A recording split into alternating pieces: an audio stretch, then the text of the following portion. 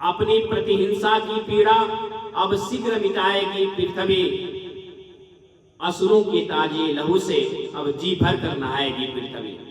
इसलिए समझ जा इंद्रजीत, यह इंद्रजीती बढ़ रहा है, छत्र के कालजीत धनु पे शासक जगत जीत चढ़ रहा है। लक्ष्मण जी कहते हैं कि ये मेघनाथ, अब तक जिनसे भी तुम्हारी लड़ाई हुई थी उसकी बात छोड़ो, अब तुम्हारे लंका पे चढ़ने वाले रघुकुल का योद्धा है, और जो तुम लोगों ने ऋषियों को परेशान किया है, जो तुम लोगों ने देवताओं को हराया है, अब उन सब का बदला आज लिया जाएगा। पृथ्वी को तुम लोगों ने जो पीड़ित किया है, आज वो पृथ्वी तुम लोगों के लहू से नहाएगी। इसलिए इंद्र को जीतने वाला इंद्रजीत, अब संभल जा, अब तुम्हें जीतने वाला लक्ष्मण आ गया है। तुम झूठा अभिमान लेकर रण मत करो, नहीं तो कुछ ही पल में पता चल जाएगा कौन कितना वीर है।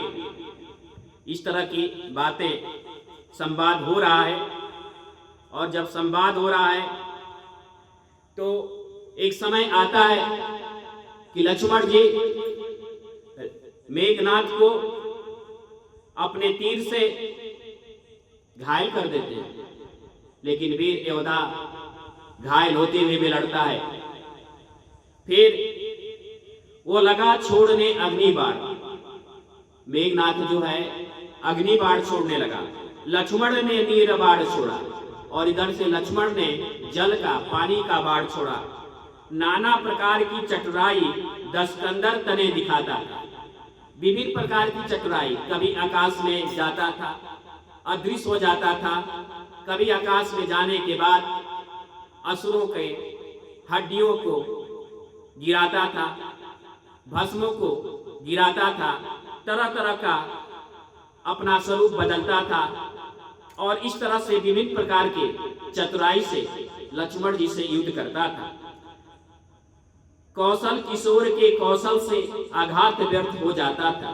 इधर कौशल दशरथ के पत्नी कौशल के पुत्र, सुमित्रा के पुत्र लक्ष्मण के कौशल से उसके सारे ये व्यर्थ हो जाते थे।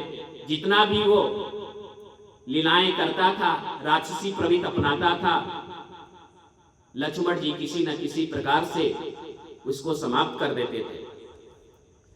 और एक ऐसा समय आया कि सब भांति युद्ध में इंद्रजीत, सब भांति युद्ध में इंद्रजीत तब हारा, साहसहीन हुआ, उर्मिला नाथ के बाणों से मूर्छित होकर दीन हुआ।